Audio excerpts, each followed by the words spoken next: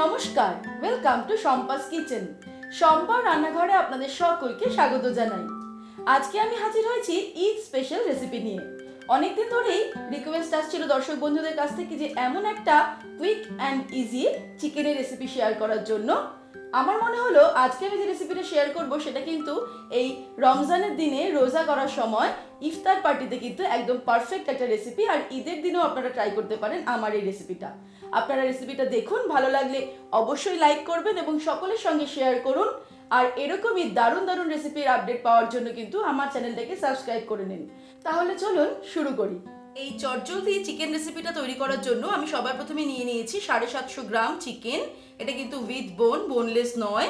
এটাকে ভালো করে ধুয়ে জলটাকে ঝরিয়ে নিয়েছি। এবার এর মধ্যে আমি দিয়ে দেব হাফ টেবিল স্পুন পরিমাণ নুন, 1 টিস্পুন হলুদ দিয়ে দিলাম, কাশ্মীরি রেড চিলি পাউডার দিয়ে দিচ্ছি 1 table spoon, half table spoon দিয়ে দিচ্ছি ধনের গুঁড়ো, আদা রসুন বাটা দিচ্ছি 1 টেবিল স্পুন, আর দিয়ে দিচ্ছি হাফ টিস্পুন গরম মশলার গুঁড়ো।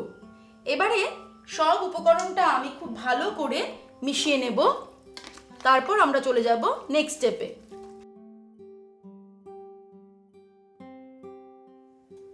এবারে আমি কড়াই গরম করে তার মধ্যে সাদা তেল অ্যাড করছি 4 টেবিল স্পুন মতো। এর মধ্যে দিয়ে দেব দুটো পেঁয়াজ কুচানো।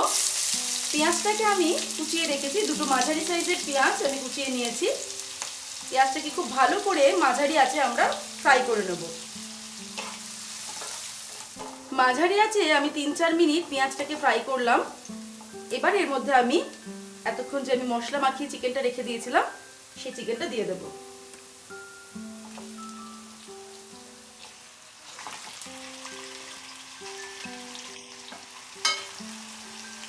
ভালো করে পেঁয়াজের সঙ্গে আমি চিকেনটাকে মিশিয়ে নিচ্ছি। আঁচটাকে কিন্তু আমি একদম কমিয়ে নিয়েছি।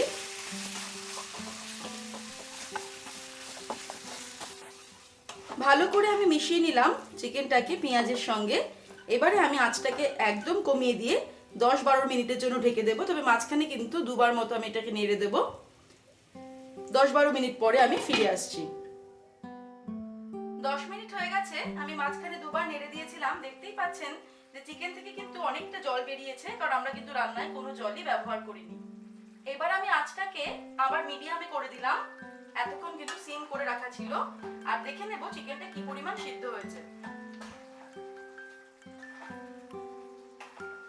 চিকেনটা কিন্তু অনেকটাই সিদ্ধ হয়ে এসেছে, খুব সামান্যই আর সিদ্ধ হতে বাকি।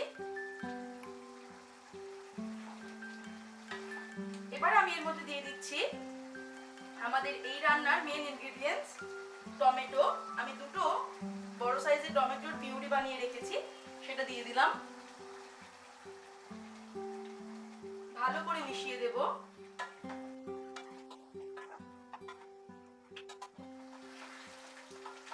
ভালো করে মিশিয়ে নিয়ে এটাকে আমি আরো 5 মিনিটের জন্য ঢেকে দিচ্ছি মিডিয়াম আঁচে, কারণ চিকেনটা সিদ্ধ হতে আরেকটু সময় লাগবে।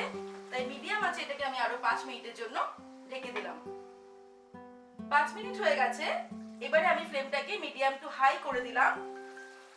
দেখতেই পাচ্ছেন যে এই স্পেশাল টমেটো চিকেনের কালারটা কিন্তু দারুণ এসেছে। এবারে এটাকে আমাদের নাড়তে নাড়তে রান্না করতে হবে, কারণ আমরা গ্রেভিটাকে কিন্তু নিজেদের ইচ্ছে মতো রাখতেও পারি অথবা ড্রাইও করে ফেলতে পারি। সেটা সম্পূর্ণ আমাদের নিজেদের টেস্টের উপর ডিপেন্ড করবে যে আমরা এটা কি দিয়ে সার্ভ করব। আমরা যদি এটাকে শুধু শুধু স্টার্টারে সার্ভ করতে চাই তাহলে কিন্তু গ্রেভিটাকে আমরা একদম শুকিয়ে ফেলবো, ড্রাই করে ফেলবো।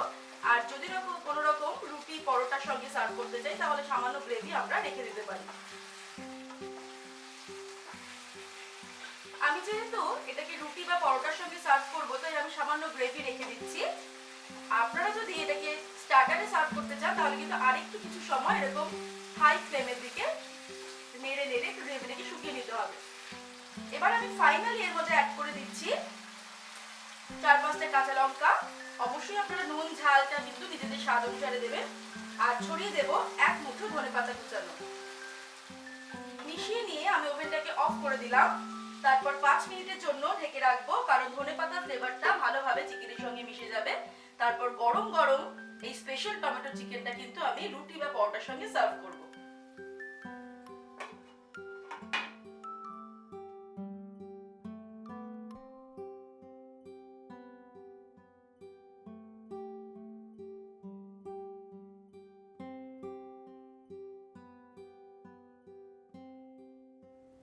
আমার রেসিপিগুলো ভালো লাগলে অবশ্যই রেসিপিগুলোকে লাইক করুন এবং সকলের সঙ্গে শেয়ার করুন আর কমেন্ট সেকশনে আমাকে লিখে জানান আপনাদের কেমন লাগলো।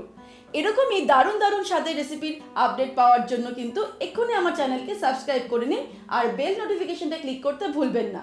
ভালো থাকবেন, সুস্থ থাকবেন। আমি আবার হাজির হব দারুণ দারুণ রেসিপির সঙ্গে। নমস্কার।